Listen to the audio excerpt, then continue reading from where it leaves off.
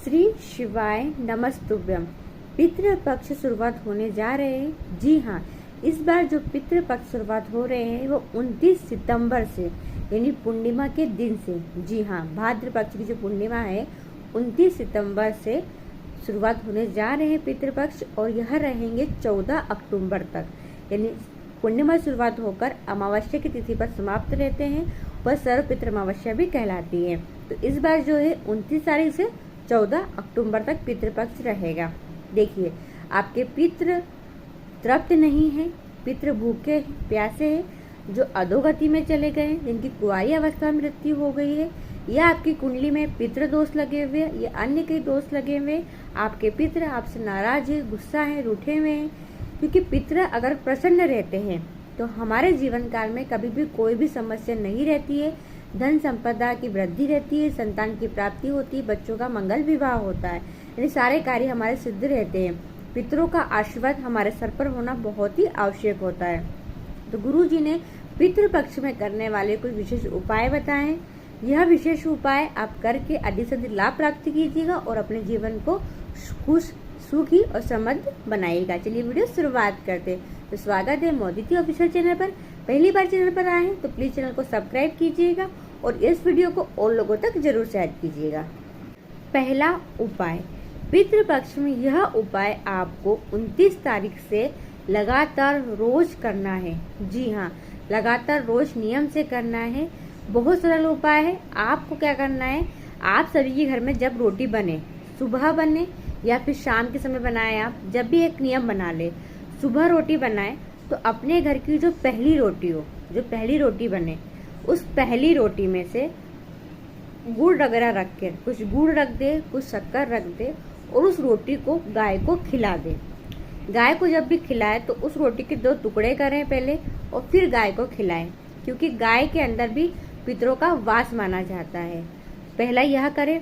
दूसरा, जब आप आखिरी रोटी बचे, पहली रोटी गाय को खिलाना है, जो आखिरी रोटी बचे उस आखिरी रोटी पर भी गुड़ रखकर आपको कुत्ते को खिलाना है। आपकी गली में, आसपास कॉलोनी में जहाँ भी कुत्ते वगैरह घूमते हो, काला कुत्ता और जैसा भी कुत्ता आपको दिख जाए, उस कुत्ते को आखिरी रोटी अवश्य खिलाए, क्योंकि कुत्ते के अंदर भी पितरों का वास रहता है।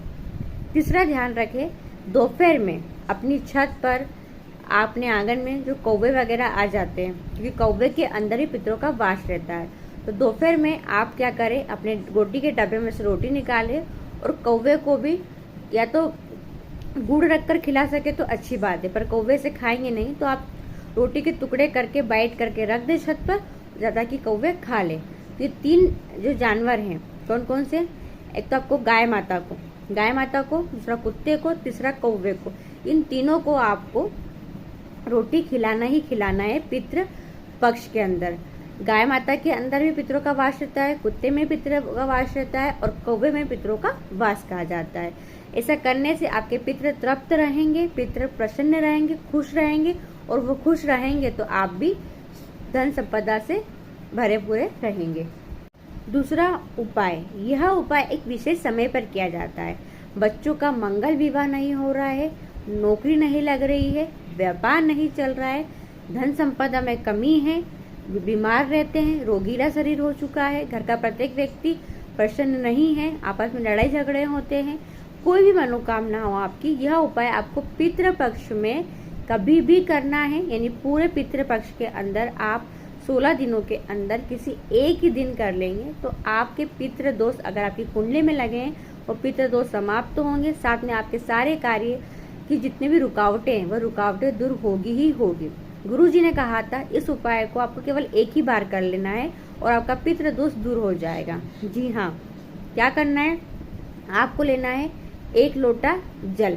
अब जल जो लो, ध्यान रखना, जल जो लो, आपके घर के जो पीने के बर्तन हो, जिससे आप पानी वगैरह पीते हो, सब्जी वगैरह बनाते हो, आटा वगैरह सानते हो, उसी जल में से आपको 1 लोटा जल भरना है। ठीक है, और उसके अंदर आपको डालना है रुद्राक्ष। जी हाँ, रुद्राक्ष, कोई सा भी मुखी हो और कोई सा भी कहीं से भी लाया हुआ रुद्राक्ष हो। ऐसा नहीं है कि सीहोर कुबलेश्वर धाम का ही रुद्राक्ष चाहिए, कोई जरूरी नहीं है। गुरु जी ने कहा था जितने मुखी मिल जाए, 1 मुखी हो, 2 मुखी हो, 3 मुखी हो, और कहीं से भी लाया हुआ रुद्राक्ष हो, उस रुद्राक्ष को उस कलश में डाल दीजिए। आया समझ में इतना? और साथ में हमें डालना है एक चावल का दाना भी। जी हाँ, एक चावल का दाना डालकर इसको अपने घर के मटके परिंदे के पास, जहाँ RODM लगाओ, जो पीने की बाल्टी रखते हो आप, वहाँ पर इस कलश को ढककर सुबह 10 से 12 के बीच में रखना है।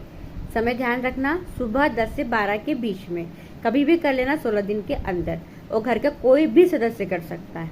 ठीक है, विवाह के लिए भी है यह उपाय। रख दिया आपने और एक प्लेट ढक दो।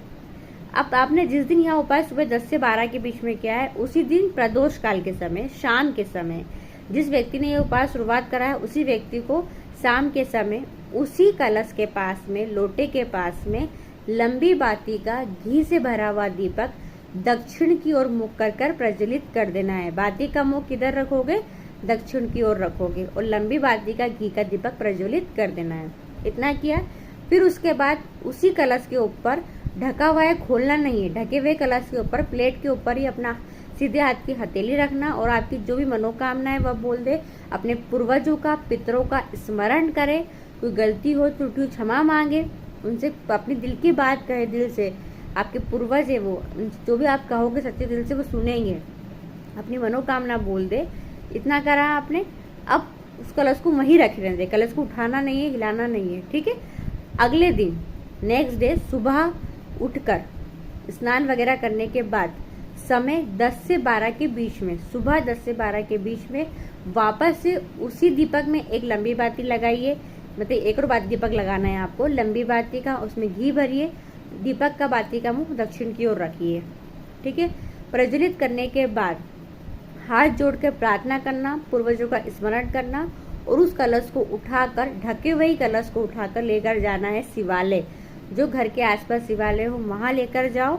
चप्पल पैर में मत पहनना, प्रयास करना, अगर काफी दूर मंदिर है तो पहन लेना, पर कोशिश करना कि घर के आसपास जो शिवालय हो वहीं जाना है। उठाया कलश को, लेकर गए और उस कलश को फिर खोलना है। खोलने के बाद उस कलश का जल पूरा बाबा के ऊपर आपको समर्पित करना है। जल समर्पित करोगे, चावल का दाना समर्पित करोगे और उसमें रुद्राक्ष भी था ना, तो रुद्राक्ष भी आपको समर्पित कर देना है। अपने दिल की जो भी बात है बाबा से भी कह देना और बाबा से कहने के बाद उस रुद्राक्ष को आप उठाकर अपने घर लेकर आ सकते हैं। यह विशेष उपाय है, कोई भी मनोकामना हो करके देखिए। पितृपक्ष में किसी भी दिन कोई भी सदस्य घर का कर सकता है। तीसरा उपाय, यह उपाय है, यह आप लोगों को ध्यान रखना है कि पितृपक्ष में 2 चीजों का सेवन करना निषेध रहता है। जी हाँ, ना खुद खाए और ना ही ब्राह्मण जन को, पंडित जन को खिलाए। क्योंकि हम श्राद्ध वगैरह करते हैं, ब्राह्मणों को भोज पर बुलाते हैं, तो उन्हें हम यह चीज ना खिलाए। तो एक है भूरा कद्दू। जी हाँ, कद्दू 2 तरीके के आते हैं। तो जो भूरा कद्दू होता है उसकी सब्जी ना स्वयं खाए, ना ब्राह्मणों को खिलाए, ध्यान रखें। दूसरा, आप ध्यान रखें पत्ता गोभी, जैसे पत्ते पत्ते लगे रहते हैं, गोभी आता है, कैबेज आता है, पत्ता गोभी, उस पत्ते गोभी को ना स्वयं खाए बनाकर, ना ब्राह्मण जन को, पंडित जन को खिलाए। इन दोनों चीजों का सेवन ना किया जाता है, ना कराया जाता है। अब इसके बदले आपको जो विशेष चीज का सब्जी बनाना है ब्राह्मण जन को भोजन में, श्राद्ध पक्ष में खाने के लिए, वह है गिलकी। जी हाँ, गिलकी अवश्य बनाएं। जब भी भोजन कराए, भोज कराए श्राद्ध पक्ष में, गिलकी का भोजन कराए ब्राह्मणों को। खीर अवश्य बनाएं। खीर और गिलकी, ये 2 चीज बहुत विशेष होती है श्राद्ध पक्ष में भोज के लिए, और स्वयं भी खा सकते हैं। तो कुछ विशेष उपाय हैं जो आपको श्राद्ध पक्ष में करना है, करके देखिएगा। आपकी हर मनोकामना महादेव पूरी करेंगे ही करेंगे। श्री शिवाय नमस्तुभ्यम। हर हर महादेव।